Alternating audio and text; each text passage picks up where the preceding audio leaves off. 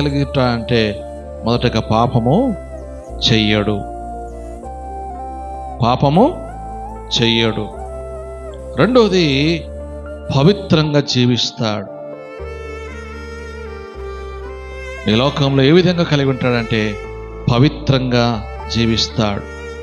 మూడవది సంఘములో ఐక్యతగా కలిగి ఉంటాడు.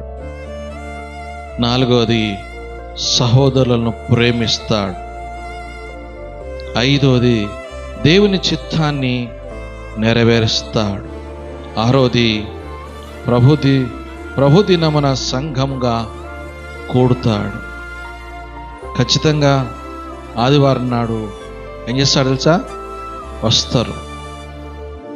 ఏడవదిగా ప్రభు జ్ఞాపకం చేసుకుంటాడు, ఆయనను జ్ఞాపకం చేసుకుంటాడు.